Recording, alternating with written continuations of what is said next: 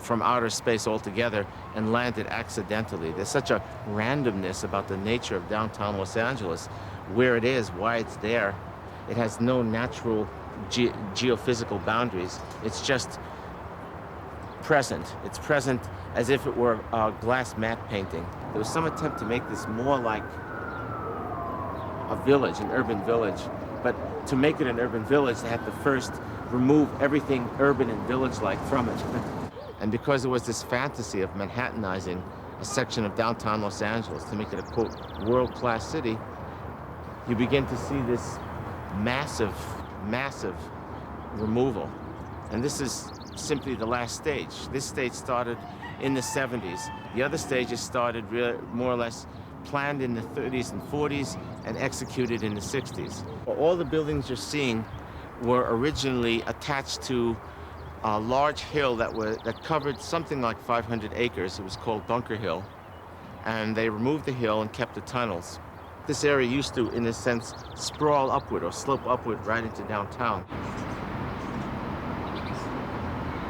Where we are now is on Temple Street, about a half a mile from downtown at the northern edge of Temple Beaudry, and always having the signals of a problem when you see an oil well on a main business street. But it isn't really a main business street anymore. It's one of the oldest streets in Los Angeles. This is where the Temple block and the original downtown City Hall used to be. But what happened in the 1940s and 50s is the freeway, the Hollywood freeway, cut it off on a street that was then called California, and it's been stranded ever since. When they took out the hill in Bunker Hill, the slope that allowed you to walk into downtown disappeared. When they put the freeway overpasses, it made it terrifying to go in there unless you had a suicidal impulse. So there's really no way to go south or north on this street.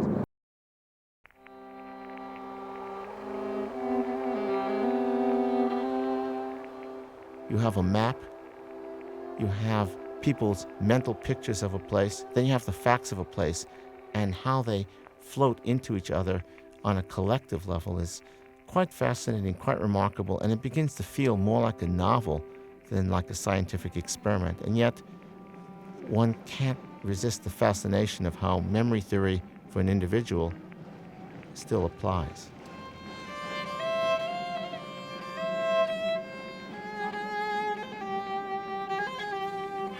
Am I looking at some parallel process or not? The human condition can't be objectified as easily as we'd like. And it's getting harder and harder now that we have machines that could map for us even faster.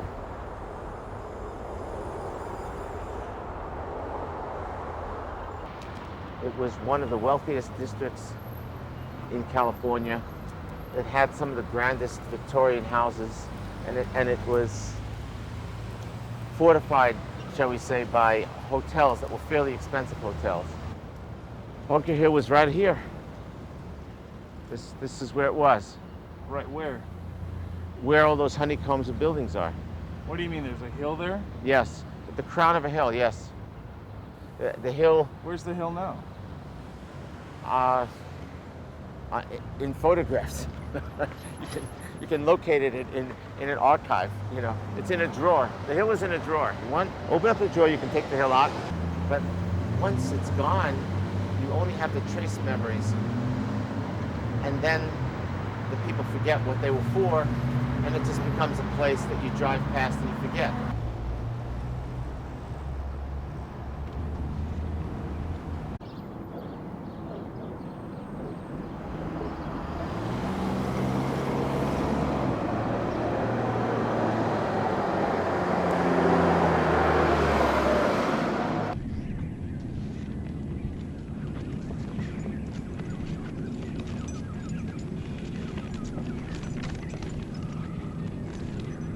These wells pump away in what's left of an area that's slowly being drained of its future, whatever future it had, certainly, and waiting for a future that certainly won't be shared by any of the people living here, and probably won't even happen anyway.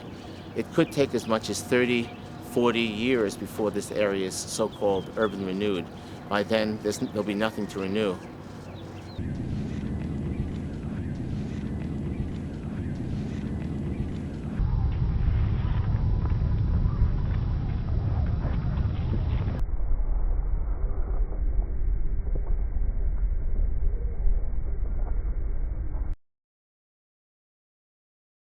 In the book, I mention a term that I use a lot of times in lectures to explain the social imaginary.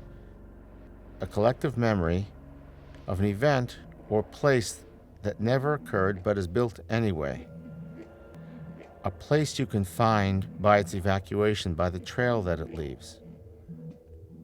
You have a collective memory that a group of people share. You don't know exactly what's in their head. You don't know exactly what picture they make. You don't know yourself what picture you make. But something will satisfy that when it's built. Something will look like the imaginary that people think they've shared together. It can be a political event. It could be a building. It can be a community, a neighborhood. It can be a film. What you really have is just what the evacuation leaves as a trace, as a memory physically. The social imaginary is a warning about the paradox that the insubstantial can be very, very solid and very dangerous and very unreliable, but someone will build it. If there is a collective panic, someone will capitalize on it and build it. The physical remnant of an event can become a kind of social imaginary, but most of all, it's when you don't have any object but people's memory, and then you try to build something. They're a kind of fiction that looks so solid that we have to stop ourselves for a moment and realize that this is just an invention of how things are. It's using facts in a certain way. And it happens simultaneously if it happens at all. It happens so that you don't see it. So we start now.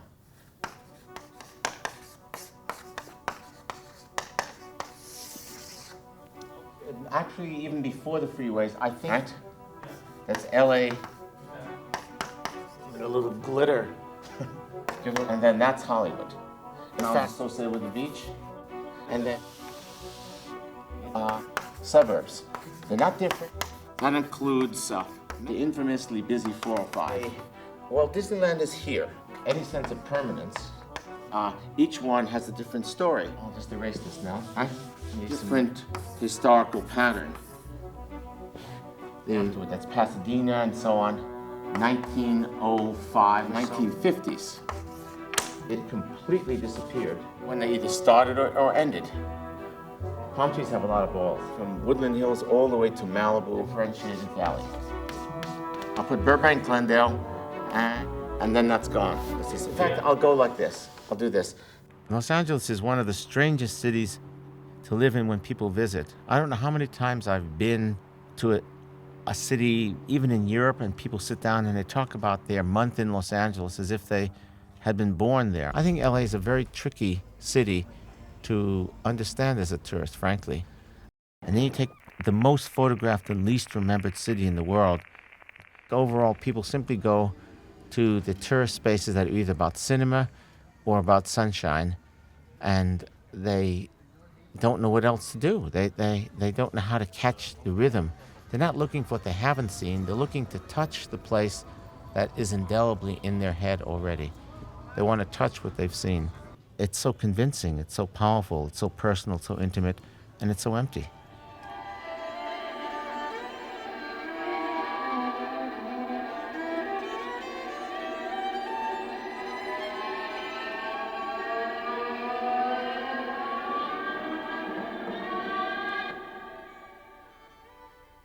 So then the tour buses come by, and then you see people gawking in tour buses. People sit down and they draw pictures of the house. What do they come here for?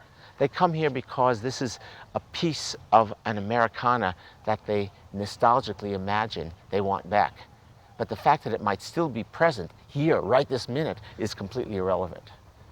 And behind the Disneyland layer of illusion, behind with the tour buses coming in and seeing the fancy houses on Carroll Avenue, is a very, very complex and remarkable area that has, in a sense, no history at all. This is where Michael Jackson's Thriller was shot, and various other corpses have fallen from the balcony here. A very useful place to murder someone, cinematically speaking. Houses from other areas that are being destroyed either by freeways or by urban renewal, urban whatever that is, planning, are often brought here, or about 20 of them have. This is one from the 1870s, a classic mansion that was brought from Temple Beaudry. And as you can see, it didn't have to be torn down, it was restored. And it actually has pre-historicized the neighborhood. It's 15 years older than Angelino Heights itself. So now Angelino Heights has made itself older than it actually is, in addition to imagining what it actually wasn't. But it's really there.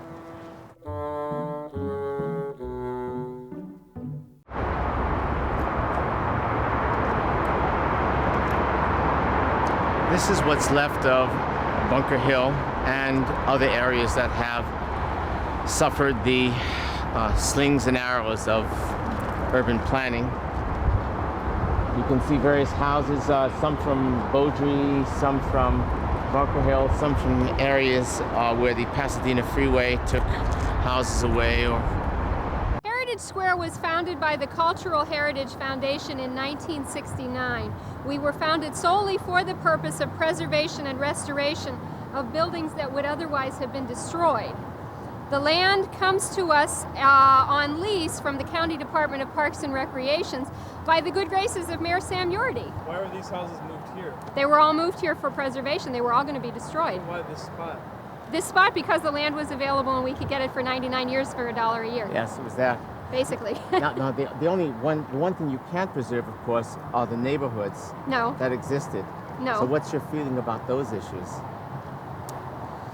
That's a mixed bag.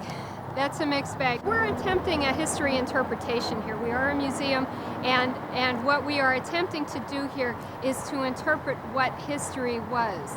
And if we have to look at it and be embarrassed by it, well, then that's the way it is. If there are racist things that come up, or there are prejudicial things that come up, that was a part of the history, and it must be dealt with. You mentioned that in the tour. It must be dealt with. Because it's a realistic fact. Right, it was a fact. When you deal with issues of erasure, it's hard to know if there's a distinction between purposefulness and simply electing to not remember. Selective memory is very hard to identify in terms of volition. I wanted to forget. You don't know whether you wanted to forget. Very often you just manage to forget. Oh, did I forget your existence? Oh, did you fall off the building? Oh, we were just filling up. We were just filling up the room. We didn't know. Oh, you mean you were supposed to be on the map? I didn't understand. You weren't in the room. You didn't raise your hand. Oh, that's right, you weren't invited.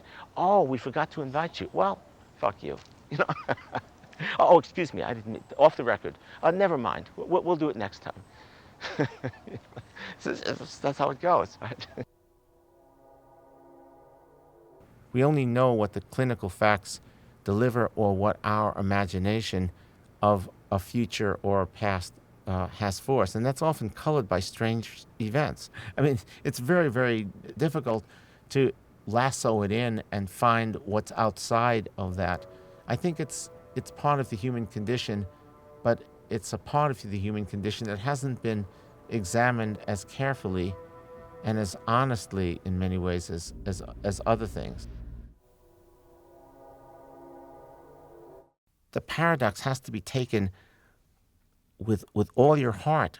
You have to really find the paradox powerful, even if it's insulting, and you have to go after it. But you should never lose the sense of paradox, lose the sense of loss, lose that aching sensation that you've only gotten this, that only this far did the screen show you and the rest wasn't there, that you don't really know and really can never know, and that you have to continue to pursue, that your experience has to always be in a shadow.